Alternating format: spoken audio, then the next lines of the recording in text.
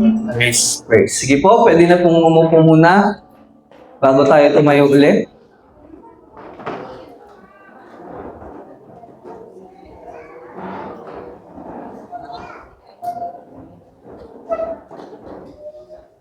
Amen. Sige po, minsan ba palakpakan natin ang Lord this morning? Yung malakas na palakpak. Hallelujah. Sabi mo sa katabi mo, mapalad ka, nandito ka ngayong umaga. You are blessed. Oh. Tignan mo yung nasa likod mo, tignan mo. Ngitian mo muna, dali. Yun. Amen. Sige po, minsan pa, pwede bang tayo muna tayo ulit? At basahin muna natin muli ang salita ng Diyos.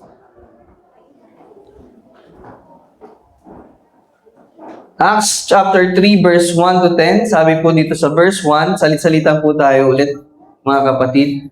Verse 1, sabi po dito, Peter and John, ako na lamang po, Peter and John went to the temple one afternoon to take part in the 3 o'clock prayer service. 2, kayo po.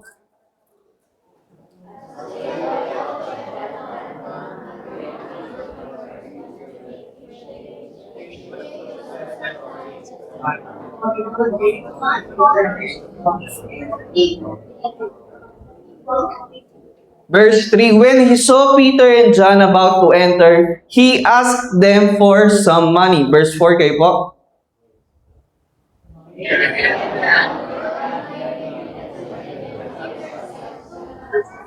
Five, the lame man looked at them eagerly, expecting some money. Verse 6.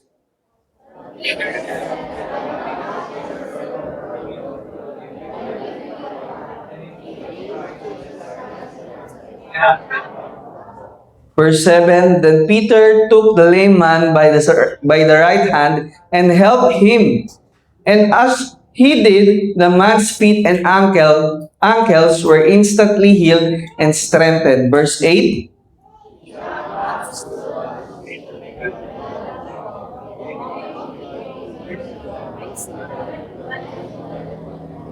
Verse 9, and all the people saw him walking and heard him praising God. Verse 10.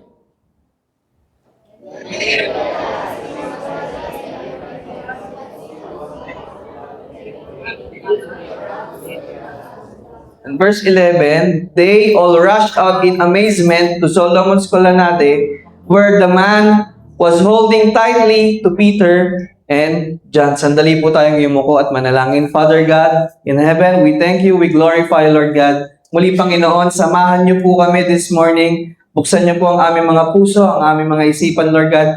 Ang espiritu po namin, Lord God. Hayaan niyo po, Panginoon, na makakain kami ng mga salita mo, Panginoon, this morning. Lord, we rebuke the work of the devil in our lives in Jesus' mighty name, in Jesus' mighty name. Muli, Panginoon, maraming salamat po. Will mo po ang mangyari sa amin this morning. In Jesus' mighty name we pray. Amen. Sige po, pwede na po tayong umupo. At malamig po ba? Malamig? Sinong may ubo at may sipon?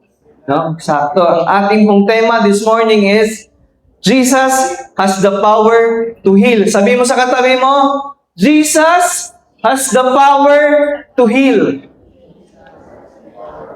Amen. Sino po dito yung may sakit or may kakilalang may sakit? Amen po ba? Alam niyo po ba ang Lord kaya niyang pagalingin lahat ng uri ng sakit, cancer man yan. Diba? Alam natin sa Biblia. Sa Biblia, bumuhay pa nga po ang ating Panginoon ng patay. Amen po ba? So ngayon, ang tanong this morning, tingin nyo, meron po bang sakit, karamdaman na hindi kayang pagalingin ng ating Panginoon? Wala, no? Wala. So amen, praise God. Purihin ang Panginoon. Ngayong umagang po ito, sa ating pong introduction, sabi po dito, Introduction, Jesus' ministry is centered on healing, miracles, and sharing God's love. People were drawn to Him. Ang ating pong Panginoong Hesus, mga kapatid, ang ministry niya here on earth, nung siya po ay nandito sa lupa, ano po yun, ang ministry niya? Mag-share ng salita ng Diyos, mangaral ng salita ng patungkol sa kingdom of God, ano ba? Maraming himala ang ginawa niya, pero karamihan at people were drawn to him because of his miracle, especially yung miracle niya sa pagpapagaling. Amen po ba? Marami sa panahon ng ating Panginoong Hesus, lumalapit sa Kanya. Kumbaga sa panahon natin, followers. Maraming sumusunod sa Kanya, maraming naka-subscribe sa Kanya, no? Dahil sa Kanyang pagpapagaling. Ang bawat isa po ba dito, nakaranas na ng pagpapagaling ng Panginoon? Amen. Yun po, ang ministry ng Panginoon. Dito po, sabi po dito, He sent His 12 disciples out to do the same. Heal the sick and share the good news. Makikita po natin yan sa Matthew 10 at sa iba pang book, Gospels. Ang Panginoong Hesus, nung kasama niya ang kanyang 12 disciples, sabi niya, especially sa Matthew 10, humayo kayo. Magpagaling kayo, i-share niyo ang salita ng Diyos. No? Ngunit, makikita natin, but in Matthew 17, they hit a roadblock. Etong mga disipulo na to, tapang nila kasi nakita nila, si Jesus ay nagpapagaling. Yung master nila ay nagpapagaling. At sabi ng Panginoon, inutusan sila Binigyan sila ng kapangyarihan ng Panginoon magpagaling at inutusan silang magpagaling. So, matapang sila, confident, lakad, punta doon sa iba't ibang lugar. Pagdating sa Matthew 17, they hit a roadblock. They couldn't heal a boy. Merong isang bata na hindi nila mapagaling-galing. No? Sa Matthew 17 po yan, mga kapatid. Hindi nila mapagaling. So, itong mga disipulo, ang ginawa po nila, ito po yung lang po ito, yung history ng ating pag-aaralan. Ang ginawa nila, bumalik sila sa Panginoong Hesus. Lord Jesus! Pwede bang samahan mo kami? Kasi hindi kami kayang pagalingin Pwede bang samahan mo kami? Hindi namin kaya, Lord. So, ang ating Panginoon, He expresses frustration. Alam naman po natin, yung 12 disciples, nung mga umpisa ng ministry nila, medyo sila, di ba? Iba yung kanilang faith, iba yung trust nila sa Panginoon. Hindi pa tulad nung ang Panginoon ay nasa langit na. Dito po, ang faith nila, ganon. Parang tayo minsan, di ba? Pag may sakit, ganon po tayo minsan. Ito po, sabi ng Panginoon, and Jesus expresses His frustration on the people, hindi lang sa mga disciples niya that time, kundi pati sa mga tao na nakapaligid, no? Sa kanila. Uy, iba yung mic And Jesus expressed His frustration on people and to His disciples, saying, ito po, out of frustration, sabi ng Panginoon, oh, faithless and twisted generation, how long am I to be with you? How long am I to bear with you? No, sa madaling sabi, hanggang kailan ba? No, na kasama niyo ako. Hindi niyo ba nauunawaan? Nadadating ang panahon, ako'y muling aakyat na sa langit. Kayo na lang. Kailan ba kayo magkakaroon ng tiwala na kayo ay may kapangyarihan na to heal the sick? Ito po yung nangyari. Ito po yung background natin. Next slide po. Fast forward to our text today sa Acts chapter 3. Makikita natin yung disipulo niya, especially si Peter and John, iba na. Nag-iba na ang dalawang disipulo na to. No? Nag-iba na yung character nila. Nag-iba na yung faith nila kay Jesus. Maging yung kanilang confidence to heal the sick, nag-iba na. Amen po ba? Sabi dito, Peter and John are now healing someone in Jesus' name. Si Peter at si John nagpapagaling. No? In Jesus' name. No? Ganun na po. Naging ganun na sila. Katapang, kabold, mag-share ng Word of God at especially mag-heal ng sick. Kasi nung panahon nila, nung kasama nila si Jesus, puro sila, Lord Jesus, pwede bang ikaw? No? Laging si Jesus ang nagpapagaling. Pero, dito po, nung naunawaan nila yung plano, yung calling nila, nag-iba na yung character nila. A lame man walks, jump, and praises God. Kayo po ba, nakakita na po ba kayo ng pinanganak na lumpo? Or may sakit, may malubang karamdaman, ngunit nung paglaki niya, pinagaling siya ng Lord? Amen po ba? Meron po ba? Ganito po yung eksena natin. Mamaya. What changed? Ano nangyari? Ano yung, ano yung meron? Paano sila nagbago? Today, we will study how the Holy Spirit transformed Peter and John, empowering them to do the same works Jesus did, and how that same power is available to us. Sabihin mo sa katabi mo, alam mo ba, kaya mong magpagaling in Jesus' name. Kaya mong bumuhay ng patay. Naniniwala kayo doon? Naniniwala kayo doon? Mamaya punta tayo dun sa mga mga 50-50. Try natin ba? Sige po. So ating first point po natin this morning, kung gustong sabihin sa atin ng Panginoon, ngayong umagang ito, ang gusto niyang matandaan natin, gusto niyang isapuso natin at i-apply natin this morning, unang puntos po natin ay ano po muna pala, yung structure of the text muna, sorry. Kalimutan ko. Structure of the text po natin.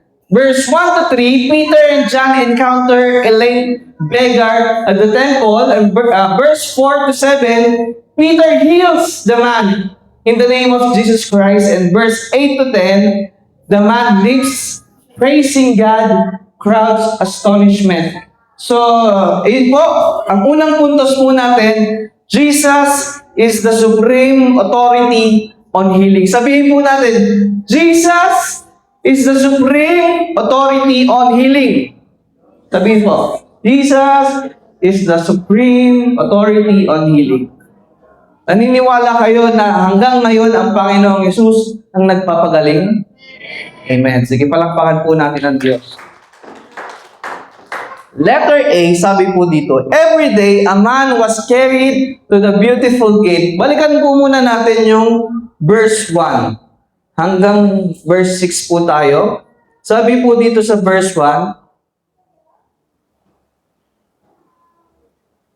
yun. Sabi po dito, Peter and John went to the temple one afternoon. Si Peter po at si John, best friend, no? Si Peter at si John, pumunta sila sa templo one afternoon and sabi po dito, magti 3 o'clock na nung pumunta sila. Alam niyo po kung saan sila pumunta? Sa templo. Anong gagawin nila? Tingin niyo. Mananalangin. Sabi po dito, Peter and John went to the temple one afternoon to take part in the 3 o'clock prayer service. No, kaya kung napakahalaga nung ma-attend tayo ng prayer service. Alam niyo kung bakit? Marami ang himalang nangyayari sa prayer service. Ang Panginoon nakikinig sa panalangin ng kanyang mga anak. Every Friday po, umattend po tayo. 6 p.m. po yung mga kapatid. Especially kung meron kayong mga desire, may mga gusto kayong idulog sa Panginoon, attend po tayo. Tulad dito ni John and ni Peter, pumunta sila sa templo, no? At nung papasok na po sila sa templo, ito po yung nangyari. Verse 2, as they approach the temple, malapit na sila sa templo, papasok na sila ng gate, a man, lame from birth, was being carried. Merong isang lalaki na sabihin natin lumpo, hindi makatayo, no? Walang power yung walang strength yung kanyang mga binti at paa. At sabi po dito, each day he was put beside the temple gate. Ang ginagawa po ng mga tao, kilala na siya eh. Kilala na tong taong to na siya ay lumpo. Ang ginagawa po ng mga tao dahil naaawa siya doon sa lumpo na yon, yung mga tao binubuhat siya araw-araw at siya po ay nilalagay malapit saan? Sa gate banda. Doon po sa gate banda ng templo nilalagay siya. Bakit po? Tingin nyo. Nanlilimos siya. Yun na lang po yung means niya ng kanyang survival. No, humihingi siya ng pira sa mga taong dumadaan. At alam po natin, na karamihan ng pumupunta sa templo, syempre, pupunta ng templo yan, maaabutan yan. Amen po ba? Yun po yung buhay niya. Yun po yung buhay nung beggar, nung lame man. At ay, sabi po dito sa text na pinag-aaralan natin, itong lame man na to, from birth, nung pinanganak po siya, ganun na po ang kondisyon niya. Amen po ba? Imagine niyo kayo po lumpo simula pagka panganak sa inyo. Hanggang ngayon, 15 years old, 30 years old ka na, lumpo ka. Tingin mo, ano kayang magiging prayer request mo na kay Lord? Ano na kayang ipapanalangin mo sa Panginoon? Ipapanalangin mo pa ba na gumaling ka, yung mata mo, bumalik yung paningin mo, or makalakad ka muli, or makapagsalita ka ulit? Diba? Minsan po ang tao, ganito ang nangyayari sa atin, nakakalimutan na natin yung kondisyon natin, hinahayaan na lang natin dahil para bang hindi na tumutugon ng Panginoon. Amen po ba? Dito po, sabi po dito, each day he was put beside the temple gate, the one called the Beautiful Gate, so he could beg from the people going to the temple. Araw-araw po, etong lungko na to, etong layman na to, nandun siya, nangihingi sa kapirasong pera. Verse 3, when he saw Peter and John about to enter, he asked them some money. Tignan po natin, pansinin po natin mga kapatid. Yung beggar, ang hiningi niya kay Peter and John ay ano? Pera. Hindi niya na hiniling yung kagalingan ng kanyang mga binti. Mamaya, ano pa natin pag-aaralan. Verse 4, sabi dito, Peter and John looked at him intently and Peter said, ang sabi sa kanya, si Peter and John, nung nakita siya, narinig siya na nangihingi, ang ginawa ni Peter, sabi niya, look at us! Tumingin ka sa amin!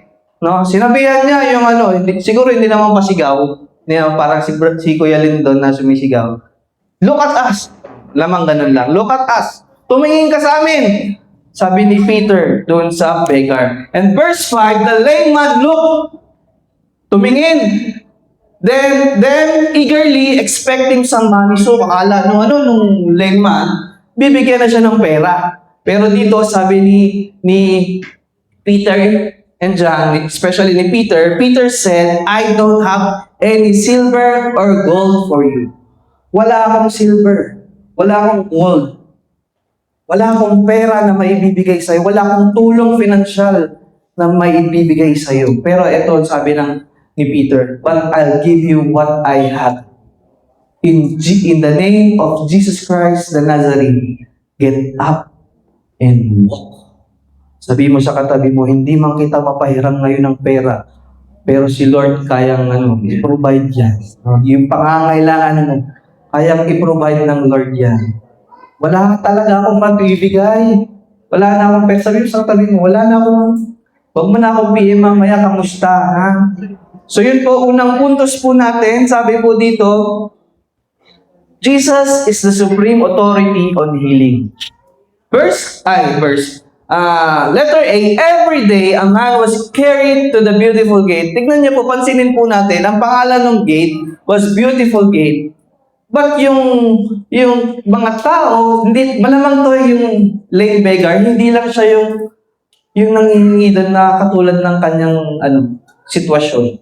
Marami siyang kasama na mamalimos, maraming may sakit at nandun.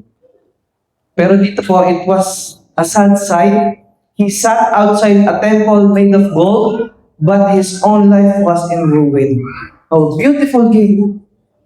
Pero yung kalagayan niya, diba? Grabe.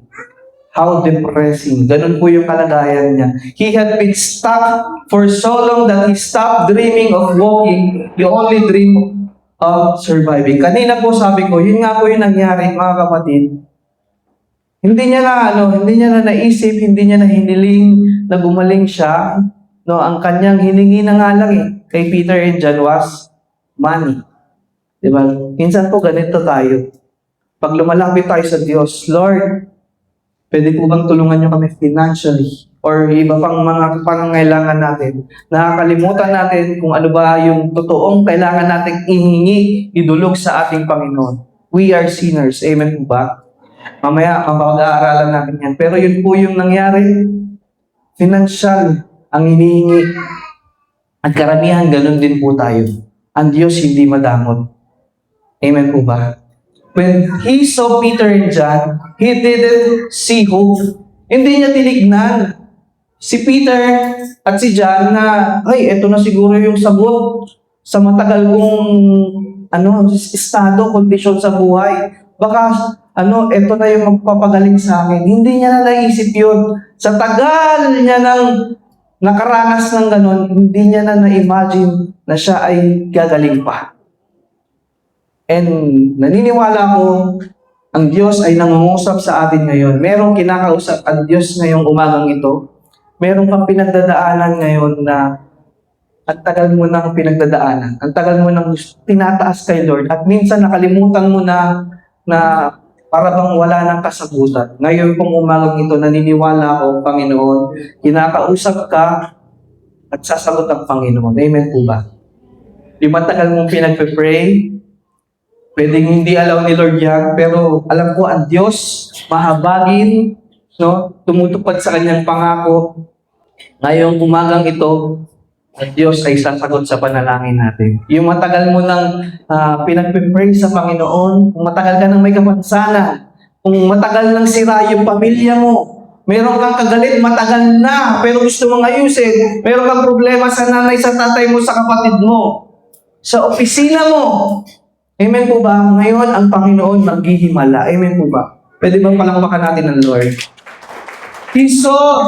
He just saw 2 more packets to pick. He begged for spare change because he couldn't imagine a life beyond the dirt. Ito po yung estado natin.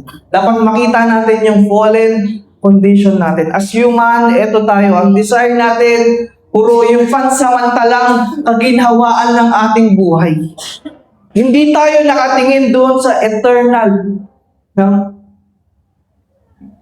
Hindi ko po sinasabing masama na tayo ay magtrabaho, magkaroon ng magandang karir, magkapera, magkabahay. Pero sometimes Christians compromise po ang buhay natin. Doon tayo nakatingin, hindi na natin pinapahalagahan yung buhay natin after netong poging katawan na ito pag naangkas. Amen po ba? Nakatingin tayo sa pansamantalang happiness. Ngayon po, nire-remind tayo ng Lord na tignan po natin yung eternal life na ino-offer niya. Letter B, sabi po dito, ay next slide, he was asking for coins to fund his paralysis, never realizing he was face to face with the power that could end it. No, minsan ito po nakatuon na lang tayo, mga kapatid, doon sa pansamantala na pangkain natin. Yun na lang po. Like the layman, we frequently approach God asking for silver and gold, minor comfort, financial fixes, or status because we have lost sight of His power to heal the underlying lameness of our souls. We seek survival when God offers revival. Ang gusto ng Panginoon, revival Pero tayo, nakafocus tayo doon sa sa survival natin sa pang-araw-araw. Ngayon po, nire-remind tayo ng Lord. Gusto niya tayong i-redeem kung nasaan tayo ngayon na pumipigil para mapunta tayo doon sa plano niya. Amen po ba? Palakpakan natin ang Lord. Letter B, Peter commands the man to look at us, not to display his own power, but to spark a connection of faith. Si Peter po, nung pinatingin niya yung beggar na yun, yung lame man na yun, hindi ito para para maging siya yung sikat, or marami po Kasi ngayon dito po sa generation, dito po sa nangyayari sa atin, maraming preacher, maraming false prophet, false teacher, na nangangaral na kaya niyang magpagaling. Amen po ba? Amen po ba? Palakpakan natin si Lord. By admitting he has no silver or gold, Peter proves that divine authority doesn't need a bank account to operate. Ito pong ginawa ni Peter, no, makikita natin yung humbleness ni Peter na hindi niya sinasabing, ako yung magpapagaling. Hindi. Pinapakita niya dito na ang Lord, si Jesus Christ, yung may authority to heal. Marami po sa atin, kahit Christian, amen po ba, na pag nagkasakit, iba po ang nagiging response natin. Amen po ba? Nakakalungkot na as Christian, naniniwala pa rin po tayo sa albularyo. Sino po dito nagpapa-albularyo? No? Kung meron pa po, mga kapatid, ngayon po, sinasabi ko sa inyo, si Jesus po ang may authority to heal. Amen po ba? Lagi example ni Pastor Ed, ito yung, ang example ni Pastor Ed, merong dalawa na may cancer.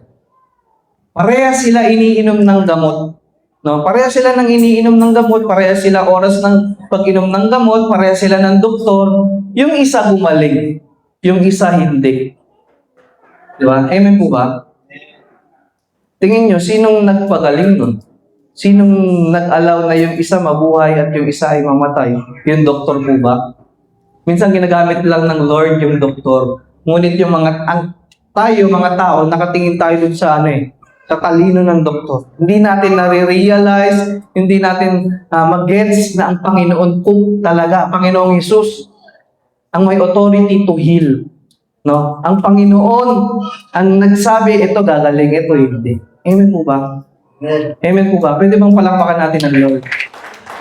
Kung minsan ganito tayo, tulad namin, minsan, etong preaching na to para sa amin din no minsan Pag ang anak namin, si Levi, minsan may sakit, may lagnat, hindi kami maka-attend. Na para bang ang Diyos hindi nagpapagaling. Ganito tayo minsan. Amen po ba? Aminin natin ganun tayo minsan. So ngayon pong umagang ito, gusto ng Panginoon, no, sa pagdating sa panahon na tayo ay may sakit, dumulog pa rin tayo kay Lord. Huwag natin kalimutan na ang Lord po ang nagpapagaling. Pwede bang palakpakan natin ang Lord? Sabi mo, tabi mo, si Lord ang magpapagaling sa iyo. Hindi yung gamot. Ako po, nabibless ako at hindi ko to kaya Yung sample si Ninong Rudy, pag may sakit siya, sabihin natin, sakit ulo, hindi siya umiinom ng gamot, itinataas niya kay Lord. Amen po ba? Nawa sa susunod na mga panahon, magawa din natin, no? Pwede naman siguro ipag-pray natin yung gamot. Pero di ba yung faith na ganon, grabe po yun. Amen po ba? At ang Diyos natutuwa. Pag grabe ang faith, ang trust mo sa Kanya. Especially pag ikaw ay may sakit, ikaw ay may nararamdaman. Kaya yun po yung gustong sabihin sa atin ng Lord this morning. Ang Diyos, si Jesus, is the final authority to heal us. Amen po ba? Palakpakan natin ang Diyos na buhay. Next po natin, letter C, sabi po dito, when facing sickness, our first response should be to turn to Jesus, our ultimate healer. Not the doctors, not that doctors aren't important, but let's prioritize seeking God's power and presence. As Peter said, in the name of Jesus Christ, walk. Ganito po tayo, pag meron tayong may sakit, may kakilala tayong may sakit, pamilya natin, no? Ipanalangin natin, Jesus' mighty name. Alam niyo po, napaka-makapangyarihan ng pangalan ng ating Panginoon. Walang ibang pangalan na pwedeng magpagaling kundi ang pangalan ng Diyos natin. Amen po ba? Palakpakan natin ang Lord. Yung mas malakas na palakpak. Amen. That power is available to us. So ngayong umaga, let us ask, Lord, show me your healing power in this situation. Kung kayo po ay may nararanasan ngayon, no, matagal na, tulad nung lame man na from birth, matagal na siyang may sakit, na stroke, ang Diyos nagpapagaling. Kaya kang pagalangin hanggang ngayon. Amen po ba? Alam niyo po yung nakakalungkot ngayon sa bansang Pilipinas. Marami, ito po sabi in the name of Jesus Christ, of Nazareth. Ngayon po, nakakalungkot ang bayang Pilipinas. Marami ang mga kapatid nating Katoliko. Nandun po pa rin, nakakulong pa rin sila sa pananampalataya nila sa kahoy. Amen po ba? Nabalitaan niyo po ba yun? Pumunta doon sa itim na sarenong namatay. Humiling ng kagalingan, masayon. Diba? Iba yung binigay ng kahoy. Amen po ba? Amen po ba?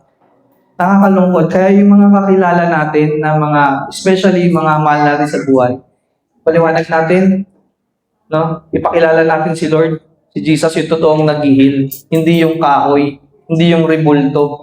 Amen po ba? Ito po yung, as Christian, ito po yung maging mission natin. Kaya, di ba, dumadating po yung Pasko, December pa lang, intercede na tayo ng prayer. Pagdating kasi ng January 9, ayan na naman sila. Nakakaawa, nakakalungkot ang bansang Pilipinas. Ang dami, milyon-milyon deboto.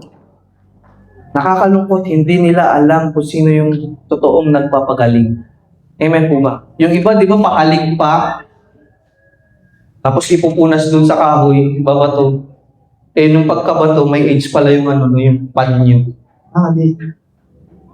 Ang Diyos, si Jesus, ang totoong nagpapagaling. Sabihin natin sa mga kailala natin. Amen po ba? Palakpakan natin si Lord. So yun po yung unang puntos natin. Nawa, maalala natin, may isang puso natin, may apply natin pag tayo ay may kakilala na nahihirapan sa kanyang karamdaman or kayo po may karamdaman or pamilya nyo, no, nandun sa banig ng karamdaman, lumapit tayo sa Panginoon. Si Jesus po ang nagpapagaling. Amen po ba? Palakpakan natin si Lord. Next point po natin, sabi po dito, Jesus sets people free from spiritual sickness. Ang Diyos po natin, si Jesus, set us free from dun sa totoong, tawag na ito, sakit. Spiritual sickness. Tignan mo yung katabi mo, mukha bang may sakit? Mukha ba? Meron ba? Kung titignan natin, minsan, physical lang yung tinitignan natin na may sakit. Hindi natin nakikita yung espiritu natin na may sakit, may karamdaman.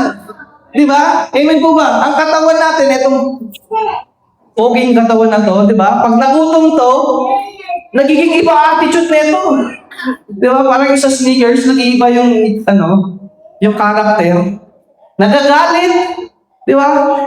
Ganon din po ang espiritu natin. Pag gutom ang espiritu natin, pag may sakit, ang espiritu natin, nag-iiba ang karakter natin. Yung Kristiyano, nagiging madamot. Tignan mo yung katabi mo. Habang madamot, hindi naman nagiging magagalitin. Kaya, importante na makita natin, ma-acknowledge natin na ang espiritu natin may sakit minsan. Para makalapit tayo sa ating Panginoon. Verse 7 to 8, sabi po dito,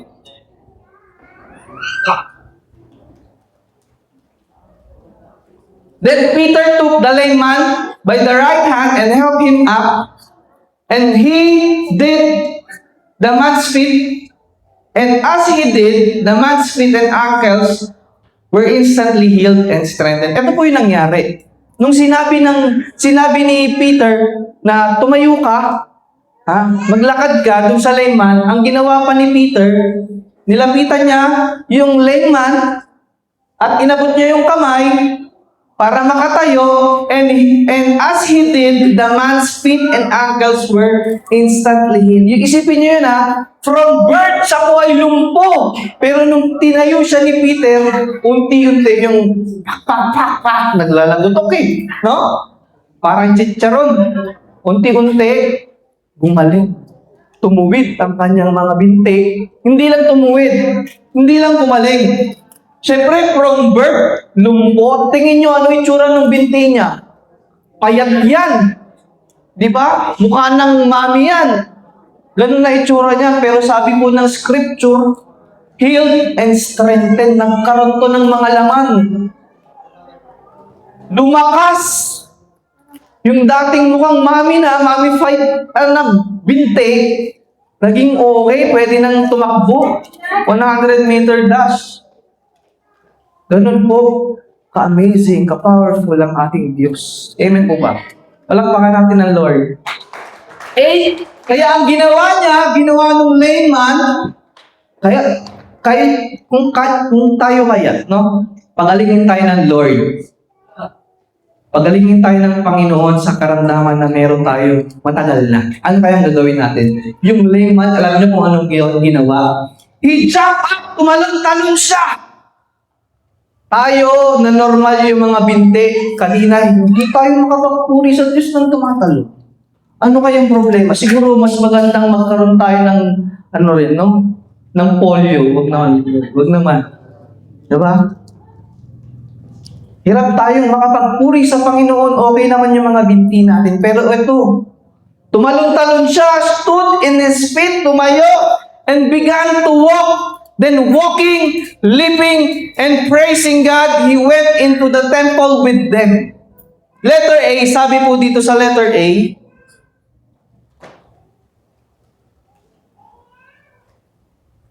Peter reached down and took the lame man by the right hand. What was the result? Ano yung resulta? Instantly, his feet and ankles were healed. But the miracle went deeper than the physical.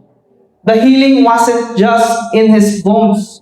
It was in his spirit. Hindi lang yung kanina na yung binti niya gumaling. Hindi lang po yun yung gumaling. Alam niyo kung ano? Yung espiritu niya. Amen po ba? Amen po ba? Palakpakan natin ang Lord. Napakabuti ng Panginoon, no? Nagpagaling siya, physical. Hindi lang physical eh. Pati spiritual. Kasi yun po ang problema ng tao. At hindi natin napapansin kadalasan.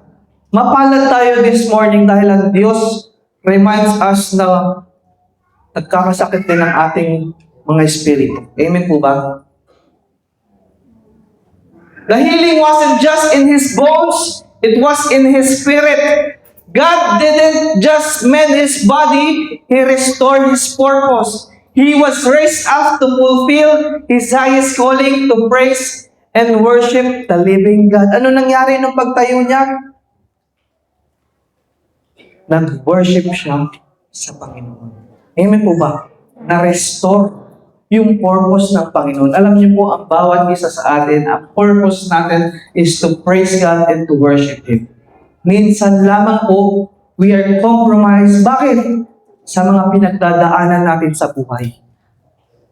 Mapalad tayo dahil ang Diyos, mahal tayo. Sobrang mahal tayo ng Diyos. Pinapagaling niya tayo sa mga physical physical na sickness natin and spiritual sickness natin. Bakit? Para papurihan natin siya. Para makabalik tayo doon sa purpose ng Panginoon sa buhay natin. Amen po ba? Amen po ba? Tingin, ano po ba ang purpose ng buhay niyo ngayong umagang ito?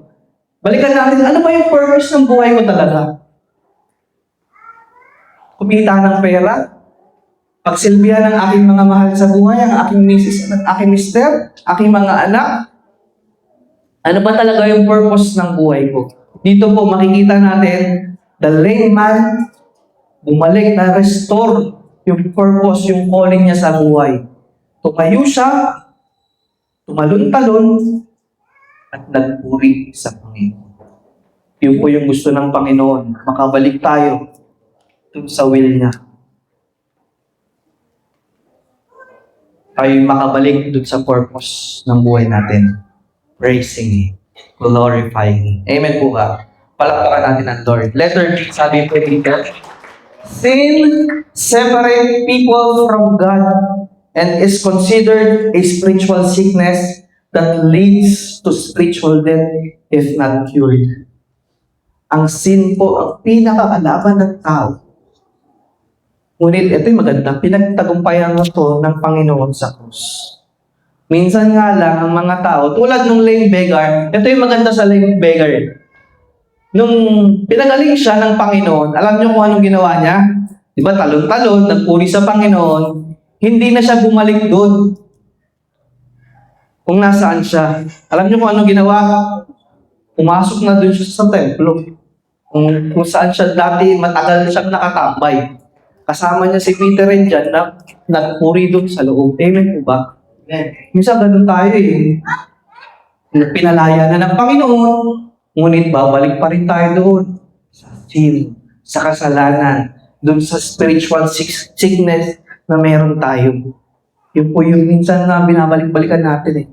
Kaya napakapalad natin dahil ang Diyos nire-remind tayo ngayon. Huwag na natin balikan. Sabi po dito, sin separate us from people, but Jesus comes. But Jesus comes not for the righteous, but for the sinners. Mapalad tayo. Di ba sabi po sa Biblia, ang Diyos hindi siya bumaba dito sa lupa para sa mga nagsasabing righteous sila, but for the sinners. Napakabuti ng Panginoon. Na alam niyo po ang tao, ganito tayo ka foolish. Ang tao po ang lumalayo sa Panginoon. Niniwala kayo doon. Ang tao po, laging nagkakasala sa Panginoon. Laging lumalayo sa Panginoon. Linggo na lang, hirap na hirap ang gumising para sa Panginoon. Amen po ba? Brother Lindo, ang lamig kasi. Gano'n tayo minsan. Tayo ang lumalayo sa Panginoon. Napakabuti lamang po ng Panginoon. Grabe lamang po ang pagmamahal niya. Siya po mismo ang lumalapit sa atin. Amen po ba? Amen. Palapakan natin ang Lord. He came to help those who know they are struggling. He offers the healing medicine of forgiveness. Ang offer ng Panginoon na gamot sa atin, forgiveness. Ganun kabuti ang Panginoon. Fixing the root of our problems and bringing us back in a relationship with God. Yun po yung offer ng Panginoon sa atin. Sa mga sickness na meron tayo, sa sin na meron tayo, forgiveness. Napakapalad natin. Napaka-merciful ng ating Panginoong Yesus. Napakamahabagin niya. Na tayo, napakadumi, sinner, pinagaling niya. Hindi tayo karapat-dapat eh. Grabe lang yung grasya ng Panginoon eh. Araw-araw, nagkakasala tayo sa Panginoon eh. Ganun po tayo kamahal ng Panginoon. Pwede bang palakpakan natin ng Panginoon? Hallelujah. Minsan pa, alam niyo po mga kapatid, mas gusto ko pong i-share sa inyo yung reflection ko nung mga nakaraan. Kung gaano ako kamahal tayo, pero ako kamahal ng Diyos. Kasi mas na-realize ko, mas na-gets ko po yung pagmamahal ng Diyos sa akin nung ako po ay nagkaroon ng anak. Sabi niyo, bakit? Bakit? Sabi niyo, bakit? Bakit kaya? Tingin niyo, bakit kaya? Kasi inisip ko imagine ko si Levi, paglaki niya, maging criminal to. Grabe tatay to Parang mali Hindi. Naisip ko kung ang anak ko na mahal ko, na ngayon pa lang hindi ko kayang padapuan ng lamok, no? Pero pinapalo ko ng hangin. Diba? Paano kung pagdating ng panahon, siya ay lumayo sa Panginoon, nag-iba yung buhay niya, naging criminal siya, diba may mga mali siyang ginagawa sa Panginoon, grabe yung buhay niya, kaya ko pa rin kaya siyang tanggapin? Isip ko yun Ay, oo, kaya ko. Kasi sobrang mahal ko ang anak ko Kahit maging kung ano pang kalokohan gawin niya, pag bumalik yan sa akin, tatanggapin at tatanggapin ko yan. Amen po ba? Ngayon, inano ko ganun din pala kay Lord. Tinawag tayo ng Panginoon na mga anak niya. Tignan natin kung gaano tayo kamahal ng Lord. Tayo, napakadumi natin. Napakamakasalanan natin. Pero ang Diyos, handa rin tayong tanggapin. Handa tayong patawarin. Ganun po Ganun po kagrabe. Ganun po merciful ang Panginoon. Handa niya tayong patawarin. Amen po ba? Ganun kalalim, ganun kagrabe ang pagmamahal ng Diyos sa atin na kahit malaki, grabe yung kasalanan natin, lumapit lamang po tayo sa Kanya, papagalingin niya tayo. Amen po ba? Doon sa mga kasalanan, sa mga sickness na meron tayo. Amen po ba? Palakpakan natin ang Diyos na buhay this morning. Napakapahalan ng bawat isa. Letter C, when the lame man was healed, he didn't stay at the gate to talk about his past pain. Hindi na po siya bumalik doon, nilatag ulit yung mat niya para doon manghingi ulit ng pera. Ang ginawa niya po, instead, he immediately entered the temple to be near God. Ang ginawa po ng lame man, pumasok siya doon sa templo kasama si Peter and John at mas lumapit pa siya sa Panginoon. Ganon din po tayo this morning. Ang nais ng Panginoon, dahil pinagaling niya na tayo, sino dito yung pinagaling na ng Panginoon? Sa kanyang mga kasalanan, sa sickness niya. Lumapit tayo sa Panginoon. Tulad ng lame beggar. Yun po yung gustong gawin natin ng Panginoon. This shows us that the real reason God set us free is to give us access to Him. Kaya tayo pinalaya ng Panginoon dun sa bondage of sin, sa sickness natin, para tayo ay lumapit sa Kanya. Alam niyo po mga kapatid, natanong niyo na ba yung sarili niyo, Lord, bakit ako? Bakit ako may ganitong kapansanan? Bakit mo inalaw to, Lord? Nagsisimba naman ako. Nagta-tithes and offering naman ako. Leader nga ako sa church eh. Bakit may sakit ako? Natanong niyo na po ba yun? Minsan inaalaw po ng Panginoon, tulad ni Job, di ba? Inaalaw ng Lord. Tayo ay mahirapan. Tayo experience pain, suffering, physical ailment, di ba? Inaalaw ng Panginoon yan. Bakit kaya? Para mapahirapan lamang tayo? Para tayo ay lumayo sa Kanya? Tingin nyo, bakit kaya? Para tayo ay mas lumapit pa sa Kanya. Yun po yung sagot. Sabi sa Biblia, walang grabe na suffering or problem na ibibigay sa atin ng Diyos na hindi natin kaya. Ang bibigay sa atin ng Diyos, yung kaya natin. Amen po ba? Dahil alam niya kung hanggang saan yung limitation ng bawat isa. Kaya kung kayo po, yung katabi niyo po, meron kayong mabigat na pinagdadaanan ngayon, sabi mo sa katabi mo, dali, kung meron mong pinagdadaanan ngayon, grabe, kasi malaki yung plano sa'yo ng Lord. Amen po ba? Kaya ka nakakaranas ng ganyan ngayon, kaya ka may sakit na ganyan, kasi may plano sa'yo si Lord. Gusto niya lumapit ka sa Kanya. At mamaya, mas malalaman pa natin, bakit minsan inaalaw ng Lord yung mga sakit. May purpose yan eh. Amen po ba? Pansin niyo may purpose yan, yung mga sakit na yan. Sa third point po natin, makikita po natin yung purpose. Pwede bang palakpakan natin si Lord? Ito po yun. Third point po natin, ang purpose ng Panginoon. Bakit niya inaalaw sometimes ang sickness? Third point, God wants you to testify of His healing power. Sabi mo sa katabi mo, God wants you to testify of His healing power. Ang nais ng Lord, yung sakit mo na yan, ipatotoo mo sa iba. Ay, pinagaling ako ng Lord. Alam mo ba yun? Amen po ba? Palakpakan natin si Lord. Sa verse 9 po ba yun? Verse 10 to 11, sabi po doon, verse 10 to 11, palagay nga po, Sister Joy.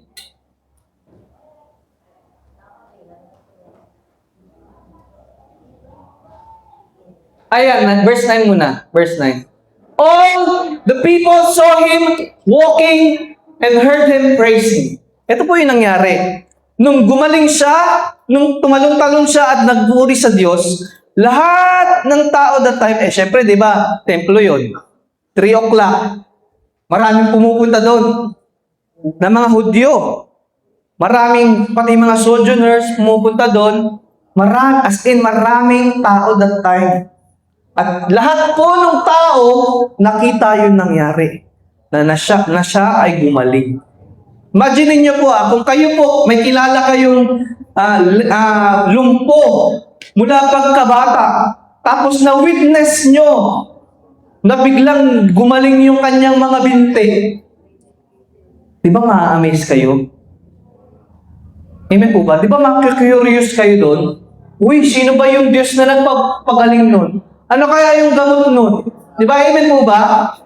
Curious tayo. Verse 10, sabi po dito, verse 10, when they realized he was the lame beggar they had seen so often at the beautiful gate, they were absolutely astounded. Grabe yung amazement nila, grabe yung paghanga nila, grabe yung hindi sila makapaniwala eh. Kasi buong buhay nito, lumputo eh. Pero ngayon, patalon-talon. Di ba? Naghahamon pa ng karera. Hindi naman. Pero yun po eh. Di ba? Grabe yung himala ng Diyos. At grabe yung nakita ng mga tao. So they were astounded. Verse 11, nandiyan pa po ba yung verse 11? They all rush out. Ang nangyari po, bukod dun sa mga nandun sa area that time, yung mga tao pagbanda dun sa may dulong-dulo, sabihin natin bayan, nabalitaan din nila yun, and they all rush out in amazement to Solomon's Colonnade. Ito po yung part na hindi masyadong nag-iba. Diba, sinira pa yung templo. May natira pong part yun, yung Solomon's Colonnade. Lahat sila pumunta doon. Pinuntahan nila yung nangyari. Where the man was holding tightly to Peter and John. Pansinin nyo, nasa na sila? Nasa loob na sila ng templo. Ano nangyari? Marami ang tao ang pumasok din ng templo. Dahil sa himalang nakita nila. Amen po ba? So letter A po natin, sabi dito, verse 9 says, all people saw him walking and praising. Nakita lahat ng tao. Nakita nila, yun nangyari. A powerful testimony is undeniable proof of God's work, especially when those who knew your before and cannot ignore your after. Kung alam ng tao na dati ikaw, basagulero ka. Diba? Dati iba yung buhay mo, manginginom ka. Tingnan mo yung katabi mo, Diba? Dati ganito yung ugali mo, sama-sama ng ugali mo. Pero nakita ng mga tao yung pagbabago mo, mamamangha sila eh. Diba? Napakagandang testimony. Ay, saan ba nag-church to? Grabe yung yung shift ng character From bilang, biglang naging mabait. Diba? Ganun po yung nais ng Lord, maging testimony tayo sa iba. Sabi mo dito, your healing serves a living signpost pointing a watching world away from your past and towards the Father's power. Ito po yung nais ng Panginoon. Tayo po, kaya tayo pinagaling ng Panginoon sa mga karamdaman natin dahil nais ng Lord, ipatotoo din natin sa iba yan. Marami sa labas ang nahihirapan at nandun pa rin sa sitwasyon na meron sila, na parang wala nang gamot, wala nang lunas doon sa kanilang paghihirap. Ang nais ng Lord, maging liwanag tayo sa iba, maging asin tayo. Ipatotoo natin, oy, alam mo ba, pinagaling ako ng Lord. Amen po ba? Yun po ang gustong gawin ng Lord ng mga anak niya. Ang tanong, kaya po ba natin? Sino po dito yung pinagaling na ng Panginoon? Sino dito yung nakaranas na ng pagpapagaling ng Panginoon? Kaya niyo po bang i-testify yun, i-testimony sa iba? Para makakilala. Alam niyo nangyari? Nung nakita ng mga tao yun, di ba? Pumasok din sila sa church. Tingin niyo, kaya ba natin yun? Ngayon? Ang Lord naghihimala. Pag nakaranas tayo ng paghihimala ng Panginoon, testify natin sa labas para sila makapasok. Amen? Palakpakan natin ang Lord. Letter B, ay next slide, by using your old gate to highlight your new walk, God makes the magnitude of His grace visible to everyone who sees you. Your story is the hope that creates wonder, opening closed hearts to the gospel and turning one's personal miracle into a message that can lead thousands to salvation. Alam niyo po, pagtapos na itong verse 11, yung mga susunod na verse, mga kapatid, si Peter, di ba daming tao? Nag-preach si Peter Sabi niya doon sa mga tao, yung Diyos na pinako nyo sa krus, siya yung nagpagaling sa taong to. Kaya marami po ang taong naniwala sa Panginoon nung panahon ngayon. Thousands ang tumanggap sa Panginoon. When Peter preached na si Jesus ang nagpagaling sa layman na yon. Amen po ba? Palakpakan natin ang Lord. Kaya, ito po mga kapatid, yung mga pinagdaanan natin, na mga sakit natin, i-testify natin sa labas. Maging testimony. Ito po kasi minsan yung nagiging problema natin as Christian. Ay, Brother Lindon, hindi naman ako nakapag-aral ng Biblia. Amen po ba? Marami sa atin, ganun ang thinking, ay, kailangan pag mag-share ako ng Word of God, kabisado ko yung ganyan.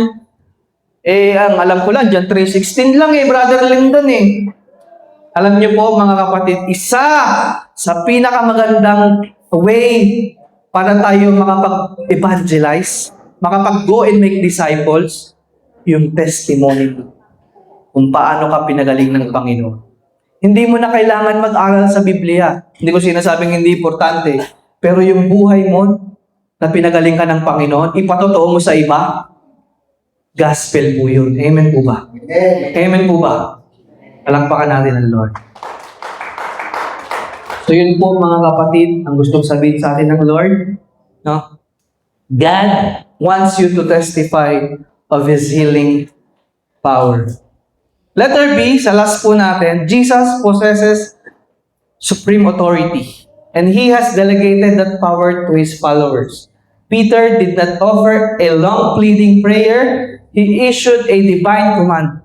Si Peter po, hindi tulad nung dati na tinatawag niya pa si Jesus. Nung umakyat ang Panginoong Hesus, nagkaroon siya ng boldness. Alam niyo yung ginawa, di ba? Nung kanina sa binasa natin. Anong ginawa ni Peter? Hindi na siya nag-pray. Hindi niya pinag-pray yung layman Kinumand niya na. Tumayo ka. Ano nangyari? Tumayo yung lumpo. Ngayon po, mga kapatid, ang Diyos po natin, sobrang makapangyarihan. At tayong mga anak niya, gusto niyang gamitin as instrument. May sakit kapatid mo, may sakit anak mo, may sakit asawa mo, or may kilala kang may sakit. Sabihin mo, in Jesus' mighty name, gagaling ka. Amen po ba? Ganun po ang meron tayong kapangyarihan. Amen po ba? Napakabuti ng Panginoon. Sige po, palakpakan natin si Lord. Pwede na po tayong tumayo. Tayo na po tayo. Amen. Balikan lang po natin yung mga gustong tandaan natin this morning.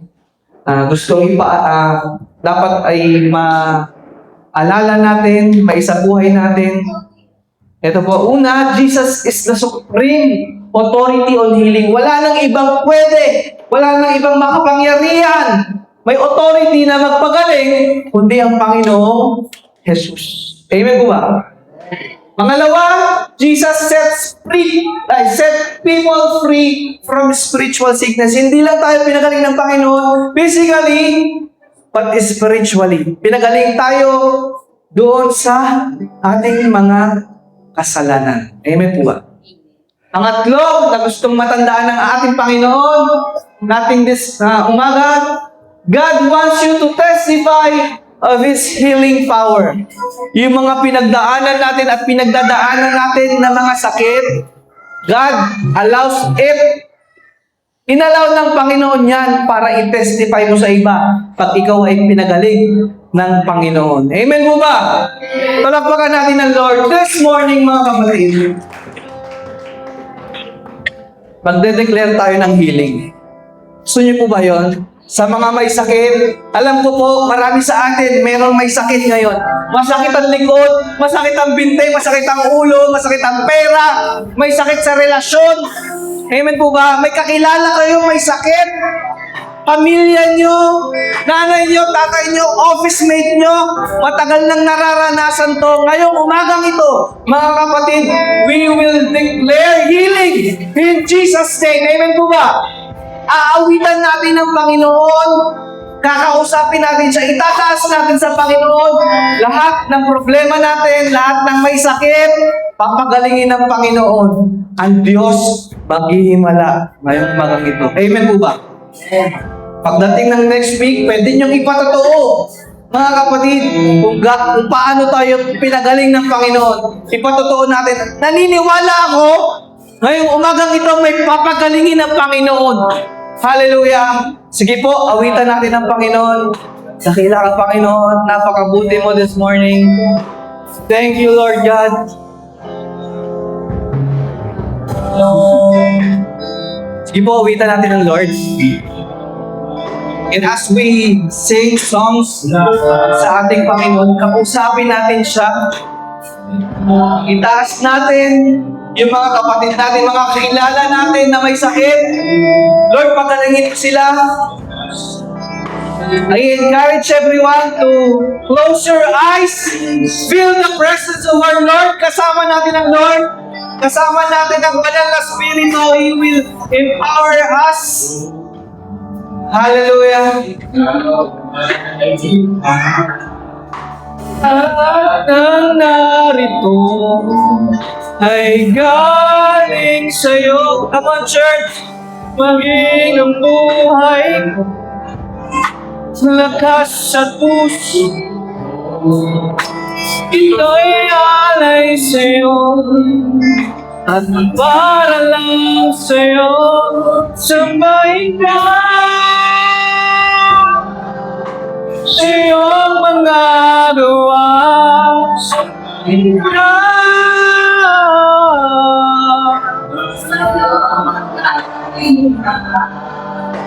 lahat sa'yo ay luhod, lahat sa'yo ay sunod. Magsasabing ika'y nagkilang Diyos. Sige kapatid, this moment, pwede bang kausapin na natin ang Lord? Personal, kausapin natin siya. Humingi tayo ng tawad. Humingi tayo ng healing sa lahat ng may sakit. Nakakilala natin. Hallelujah, Lord God. We praise you.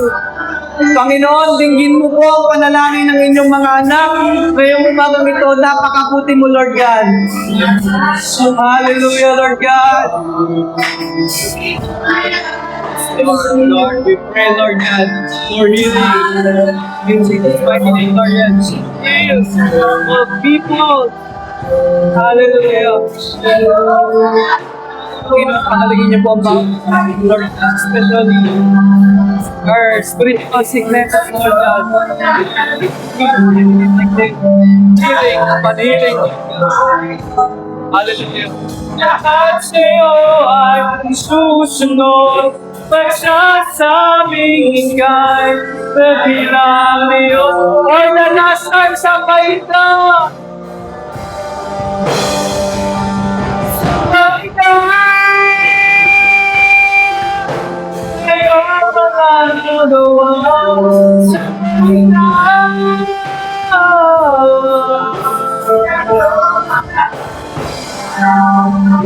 lahat sa'yo ay susunod, lahat sa'yo ay susunod, magsasabing ika'y nagkilang Diyos. Yes, Father God, we thank you. We glorify you, Lord God. Panginoon, napakabuti mo, Lord God. Lord, we declare healing upon healing in your name. In Jesus' mighty name, Lord God. Alam po namin na pinagaling nyo na lahat ng may sakit. Physically, Lord God. Spiritually, Lord God. Lahat po ng may kasalanan, alam po namin pinatawad nyo na kami this morning, Lord God. Maraming salamat po, Panginoon, dahil napakabuti mo sa amin. Panginoon, ino-offer po namin sa inyo ang aming mga buhay, Lord God. Lahat ng mga anak mo na nandito ngayon, nagtiwala, pagalingin niyo po kami, Panginoon. Kaya muli, Panginoon, maraming salamat po. Samahan niyo po kami ulit, Lord God, sa aming buhay, sa aming etong week na darating, Panginoon. Samahan niyo po kami. Kung kami po ay may sakit, Lord God, pagalingin niyo po. Allow us, Lord God, to be healed para kami po ay patuloy na makapagpuri in your name, Lord God. Kaya muli, Panginoon, we offer you our lives. Lord, let your will be done for your people right now. In Jesus' mighty name we pray. Amen and amen. Hallelujah. Karapat-dapat kang papurihan, Panginoon.